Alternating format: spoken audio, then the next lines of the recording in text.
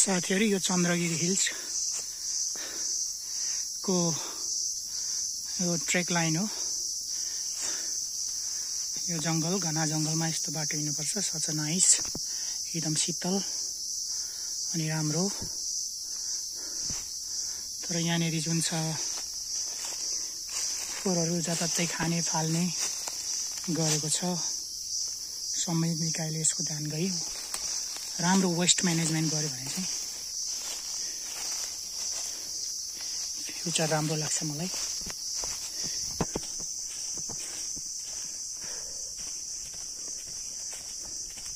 यस्तो घना जंगलको बीच हिँड्नुपर्छ। Such a nice place.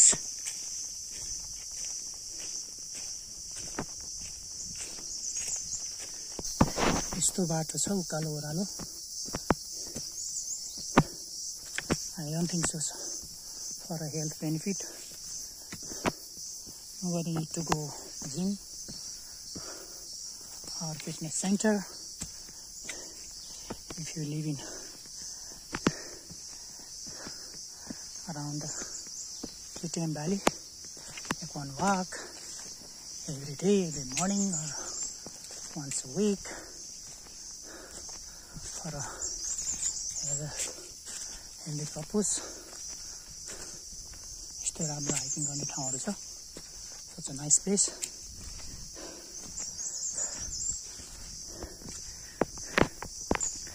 Natural शीतल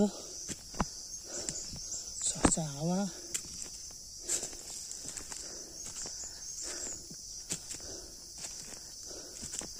विभिन्न किसिमको रोगहरु लागेर बस्नुभन्दा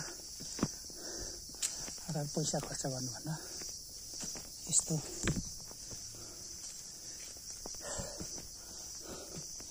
नेचुरल एक्सरसाइज गर्ने ठाउँहरुमा चाहिँ वकिङ गर्नुको पनि हेल्थलाई बेनिफिट हुन्छ।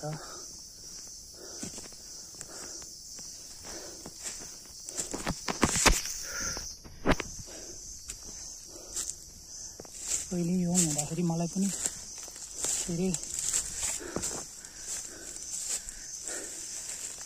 एक्सरसाइज गर्नु पर्दैन अहिले गरेको देख्दा पनि के गरेको होला जस्तो लाग्थ्यो। तर जब म बाहिर युरोपबाट नेपाल आएँ, डाक्टरहरूलाई जचाएँ। डाक्टरहरूले चाहिँ एक्सरसाइज गर्नुपर्छ भन्ने कुरा गर्नुभयो। त्यस पछाडि हालमा अहिले वाक गरिरहेको छु काठमाडौँको विभिन्न उपत्यकाहरू यसरी। तर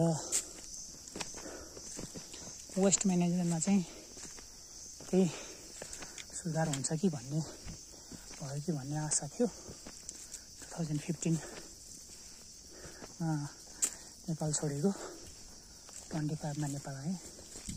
but still not improve. Even Kathmandu valley waste management भएको छैन। त्यसमा पनि हेल्थको कुरा आउँछ। हाइजिन सेक्टरमा काम गर्ने स्टाफहरूको पनि मैले राम्ररी केयर गरेको देख्न पाइनँ। बट ओभरअल वेस्ट म्यानेजमेन्टमा चाहिँ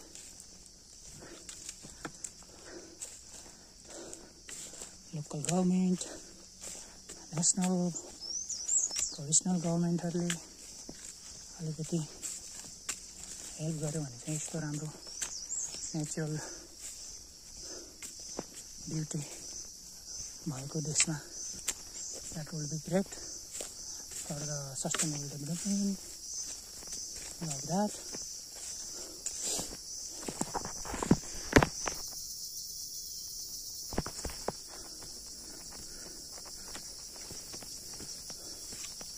जताततै कोक, पानीको बोतल, प्लास्टिक जताततै फ्याँका छ। यस्तो नगरेदेखि राम्रो हुन्थ्यो भन्ने मेरो धारणा हो।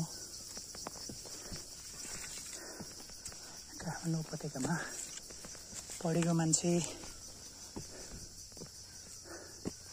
शिक्षित मान्छे बस्छ भन्छु, भनेको सुन्छु,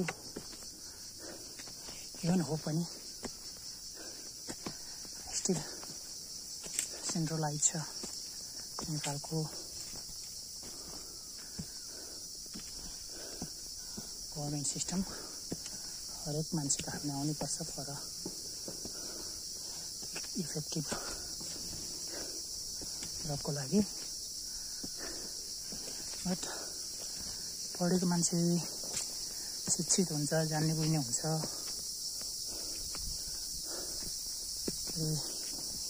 आफ्नो केयर गर्छ, सोसाइटीको केयर गर्छ, सोसाइटीलाई बाटो देखाउँछ भन्ने जुन धारणा छ हामी नेपालीहरूमा, बट द्याट इज टोटली रङ।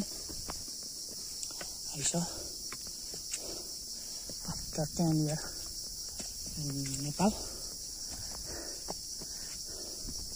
2015 तिर त मलाई पनि केही थाहा थिएन,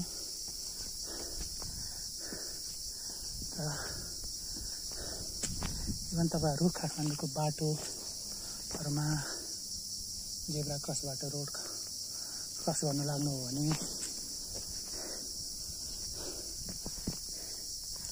कस्ता गाडी चढेको, BMW, इभन हाई लेभलको अहिले इभी गाडीहरू चढेको मान्छेहरूले तपाईँहरूलाई गर्ने व्यवहार,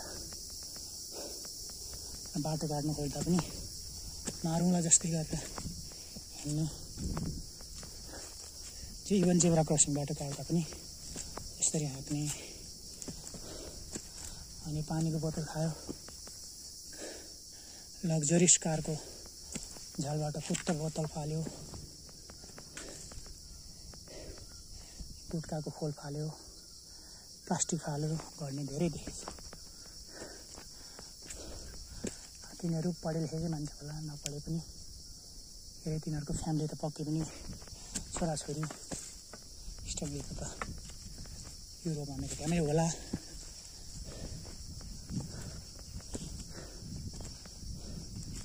कम्तीमा पनि आफ्नो देशको